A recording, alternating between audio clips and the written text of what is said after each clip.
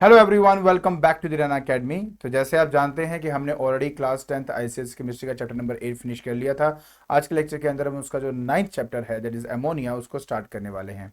और हाँ, ऊपर जितने भी चैनल और जो पेजेस दिए गए हैं उनके जो लिंक्स है डिस्क्रिप्शन बॉक्स में डाल दिए हैं। तो बिना कोई टाइम वेस्ट किए चलिए शुरू करते हैं।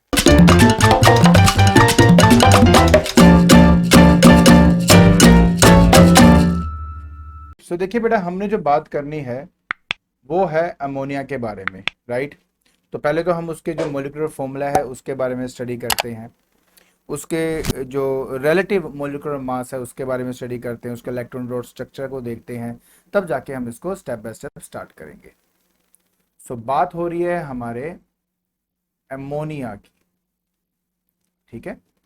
देखिए, जहां तक इसका मोलिकुलर फॉर्मूला है, क्या है मोलिकुलर फॉर्मूला,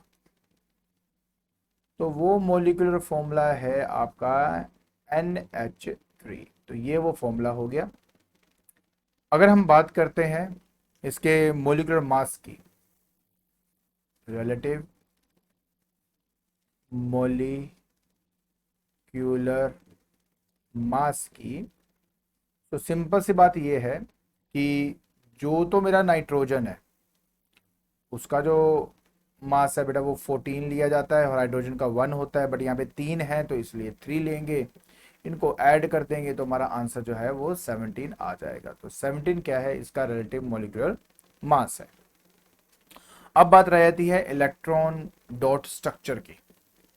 देखिए, जब हम इलेक्ट्रॉन डॉट स्ट्रक्चर के बारे में बात करते हैं, देखिए पहले तो आपको नाइट्रोजन के बारे में बता दूं। 7 नंबर इसका होता है। 7 नंबर होने की वजह से ये हो जाएगा 2 and 5। और जो हाइड्रोजन है उसके पास होता ही एक इलेक्ट्रॉन है। तो जब मैं नाइट्रोजन को देखता हूं तो वो पता क्या करता है। मान लीजिए नाइट्रोजन को मैं के जो इलेक्ट्रॉन्स है मैं सर्कल से रिप्रेजेंट करता हूँ। एक यहाँ पर ले लेते हैं, एक यहाँ पर, एक यहाँ पर, और 2 बेटा मैं यहाँ पे कंसिडर कर लेता हूँ। ये इलेक्ट्रॉन्स किसके हैं, ये वैलेंस इलेक्ट्रॉन्स है मेरे नाइट्रोजन के। तो हाइड्रोजन जो है ना उसको एक्स से रिप्रेजेंट कर दो। 3 हाइड्रोजन अपने इलेक्ट्रॉन्स को नाइट्रोजन के 3 इलेक्ट्रॉन्स के साथ शेयर कर लेता है। तो जैसे कि ये हो गया एक हाइड्रोजन बेटा, ये हो गया आपका तीसरा हाइड्रोजन, ठीक है। और अगर आप देखेंगे तो ये 2 ऐसे इलेक्ट्रॉन्स होते हैं जो ये किसी के साथ शेयर नहीं करता।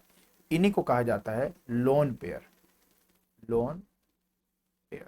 तो पहले आपको क्लियर होना चाहिए कि एग्जैक्टली क्या दिया हुआ है। और ये जो स्ट्रक्चर आप देख रहे हो इसको लुईस डॉट स्ट्रक्चर के नाम से जानते हैं। बाकी अगर इसे कोवलेंट बॉन्डिंग के बारे में समझाएं तो सिंपल सी बात तो देखो यही है कि मेरे पास जैसे मान लीजिए यहाँ पर नाइट्रोजन है, ठीक है, 1 2, ये हो गया हमारे पास यहाँ पे 3, ये हो गया हमारे पास 4, और ये हो गया मेरे पास 5।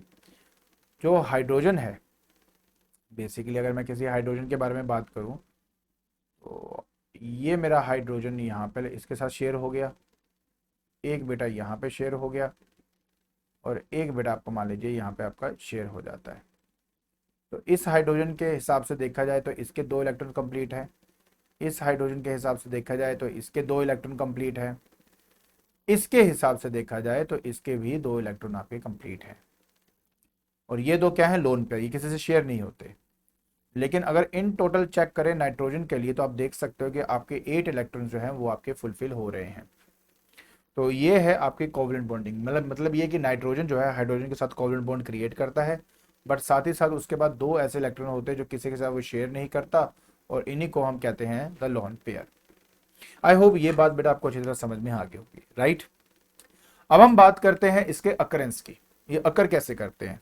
देखिए ऑब्वियस है बेटा, ये आपके कंबाइंड स्टेट में भी अकर करेगा, और इवन ये फ्री स्टेट के अंदर मिलता है, बट फ्री स्टेट के अंदर बहुत ही इसके फाइन ट्रेसेस हमें मिलते हैं। खासतौर पे नेचुरल वाटर के अंदर हमें ये फिर भी थोड़े ट्रेसेस इसके मिल जाते हैं।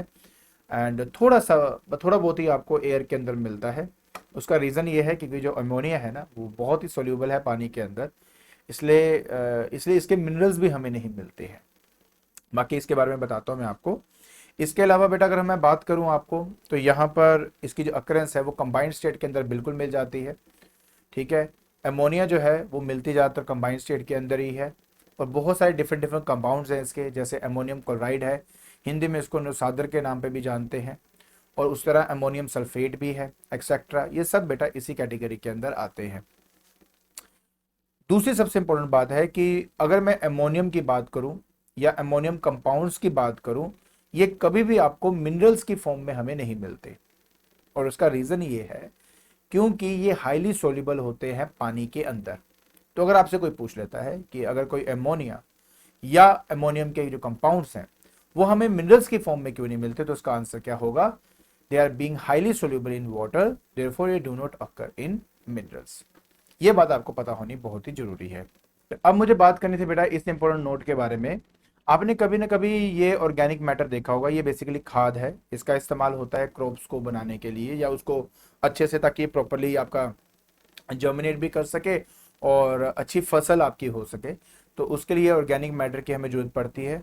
और कभी आपने देखा होगा कि अगर एक बहुत सारी जगहों पे इसको इकट्ठा करके रखा जाए तो आफ्टर सम टाइम क्या होता है कि इसमें से एक पंजेंट सी स्मेल हमें आनी शुरू हो जाती है। और वो जो पंजेंट स्मेल है वो एक्चुअली इसलिए आती है क्योंकि जो यूरिन इसके अंदर प्रेजेंट होगा, उस यूरिन के अंदर जो बैक्टीरियाज होते हैं ना, बेसिकली जो वो बैक्टीरियाज है वो क्या करते हैं, जो यूरिन के अंदर जो यूरिया होता है उसके अंदर वो उसको डिकम्पोज कर देते हैं। उस डिकम्पोजिशन की वजह से उसमें से अमोनिया गैस इवोल्व होती है, जिसकी वजह से हमें ये पंजेंट स्मेल आती है। अच्छा, अब होता क्या है, इवन आप टॉयलेट के अंदर भी कभी जाते हो तो अगर साफ नहीं किया जाता तो उसमें से भी एक गंदी सी पंजेंट सी स्मेल हमें आती है, वो एक्चुअली इसी वजह से ही आती है। बाकी अगर आप रिएक्शंस की टर्म्स में अगर आप जानना चाहते हो तो मैं आपको समझा देता हूँ। देखिए होता क्या है कि जो यूरिन है उस यूरिन के अंदर प्रेजेंट होता है यूरिया। अब यूरिया क्या होता है, यूरिया होता है बेटा NH2CO NH2। तो पहले तो आप यूरिया का ये जो मोलिकुलर फॉर्मूला है ये आपको पता होना चाहिए, ठीक है। अब इसका जो बैक्टीरियाज होते हैं, ठीक है, बैक्टीरिया वो क्या करते हैं बेटा, इसको करते हैं डिकम्पोज। क्या करते हैं, उसको डिकम्पोज करते हैं। और उस डिकम्पोजिशन की वजह से, ठीक है, बेसिकली क्या है, पानी होना चाहिए। यूरिन में क्या है बेटा, लिक्विड फॉर्म है, उसके अंदर यूरिया प्रेजेंट है, this one is basically what, this is urea, ठीक है। अब इसकी हम डिकम्पोजिशन करेंगे और डिकम्पोजिशन जब इसकी होती है तो आपको मिलता है एक तो अमोनिया, ठीक है, जिसके बारे में बात कर रहे हैं, प्लस पानी तो होगा ही, और साथ ही साथ इसमें से कार्बन डाइऑक्साइड जो है वो भी आपकी रिलीज होती है। सो अमोनिया रिलीज भी होता है आपका, ठीक है, कार्बन डाइऑक्साइड भी रिलीज होता है, पानी उसमें होता है। तो ये सब चीजें इसमें प्रेजेंट है। बाकी रह गई बात इसको थोड़ा बैलेंस करने की, थोड़ा बैलेंस तो हम कर ही लेते हैं। तो देखिए यहाँ पे एन की बात करें तो एन हमारे पास 2 प्रेजेंट है यहाँ पर, ठीक है। तो एक काम करता हूँ, यहाँ पे मैं 2 आपका मल्टीप्लाई कर देता हूँ, ठीक है जी। तो यहाँ पे हो गया। हाइड्रोजन की बात करें, 3 दूनी 6, 6 2 8। तो देखिए 2 2 4 और 2 हमारे पास ये है। ऑक्सीजन की बात करें तो हमें 4 चाहिए, तो एक काम करते हैं पहले इसको मल्टीप्लाई कर देता हूँ। तो ये 4 और 4 8 हो जाएगा, 3 6 8 हो गया, ऑक्सीजन हमारा 4 हो गया, कार्बन 1 हो गया। तो ये हमारा ऑटोमेटिकली यहाँ पे बैलेंस हो जाता है, ठीक है। सो बेसिकली बात सिर्फ ये है कि जो बैक्टीरिया जो है वो डिकम्पोज कर देता है यूरिया को, जो यूरिन में प्रेजेंट होता है, जिसकी वजह से हमें अमोनिया, कार्बन डाइऑक्साइड हमें मिलता है, और इसी अमोनिया की वजह से हमें पंजेंट स्मेल जो है वो हमें मिलती है। आई होप ये बात आपको अच्छी तरह समझ में आ गई होगी। गुड।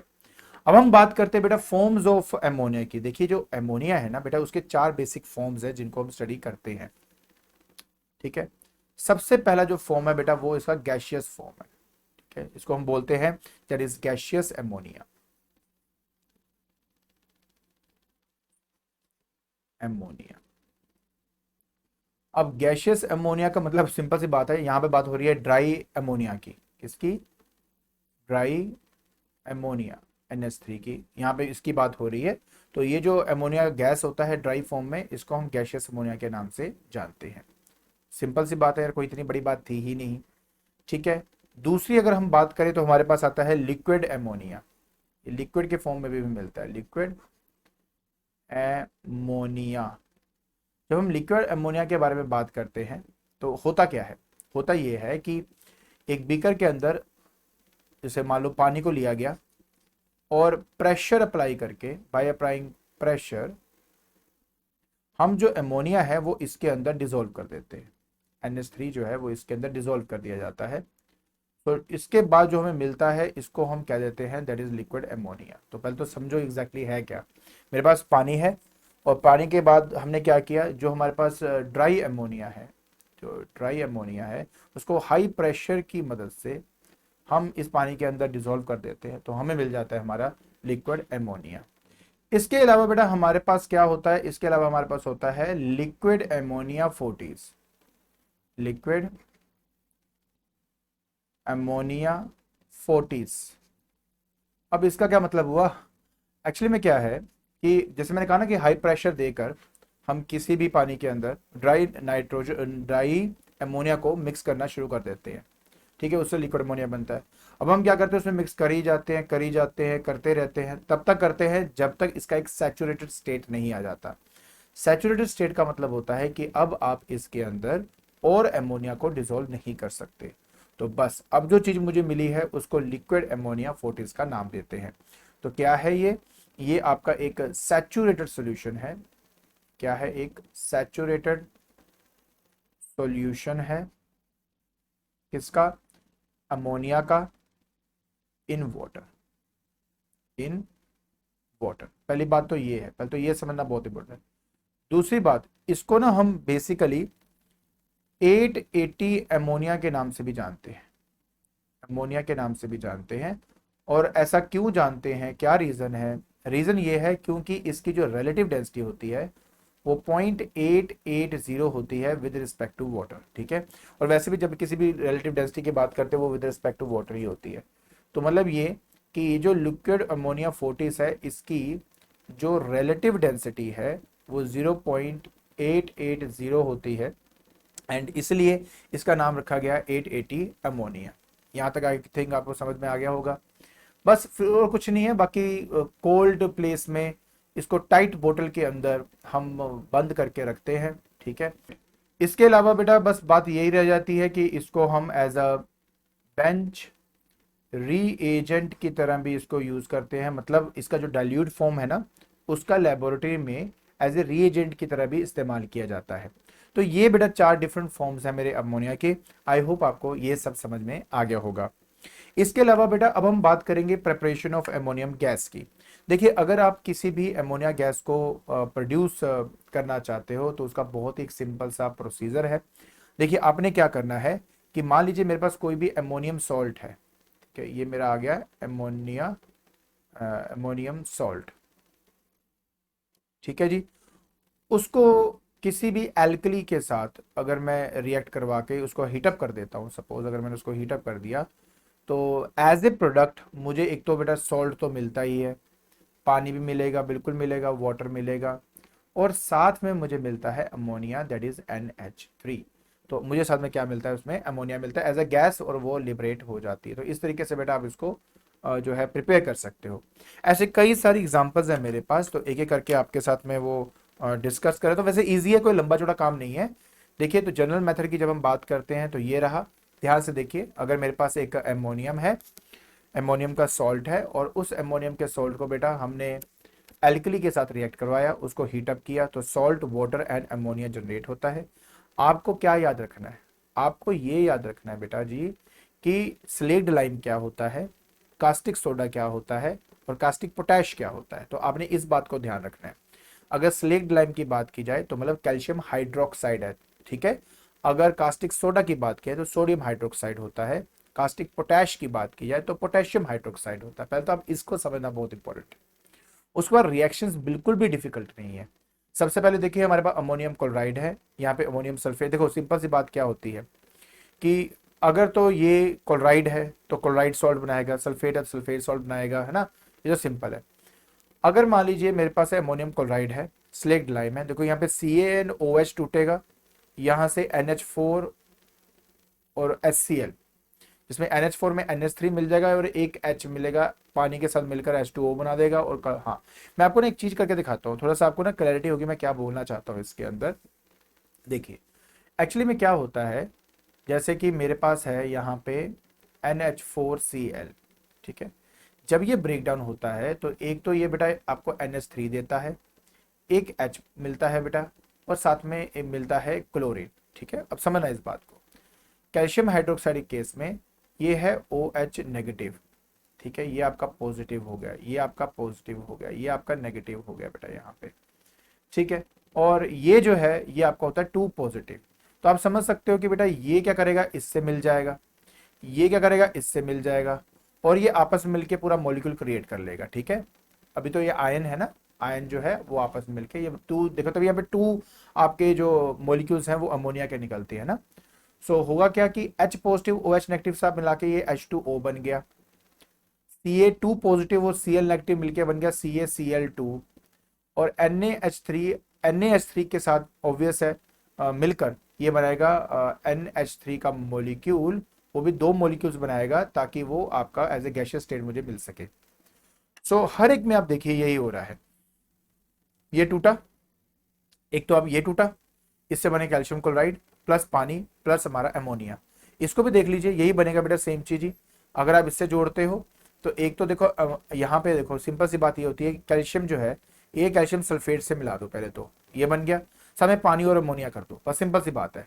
सोडियम दिख रहा है, सोडियम को सल्फेट से मिला के सोडियम सल्फेट बना दो, बाकी पानी और अमोनिया कर दो। सिमिलरली पोटेशियम है, पोटेशियम को सल्फेट से मिला दो, बाकी पानी और अमोनिया कर दो, बाकी बैलेंस इक्वेशन है, आराम से आप कर सकते हो। तो ये एक जर्नल मेथड है बेटा to prepare ammonium gas. I hope आपको ये सब समझ में आ गया होगा। ठीक है, तो आज के लेक्चर के अंदर हमने अमोनिया को स्टार्ट कर लिया है। हमने ये जाना कि एक्चुअली में उसका मोलिकुलर फॉर्मूला क्या है, इसका मोलिकुलर मास क्या होता है आपका, उसका लुईस स्ट्रक्चर कैसा होता है, ठीक है। एंड हमने उसके बारे में, उसके जो अकरेंस है उसके बारे में स्टडी किया। हमने ये देखा कि उसको जनरल मेथड से कैसे प्रिपेयर किया जाता है।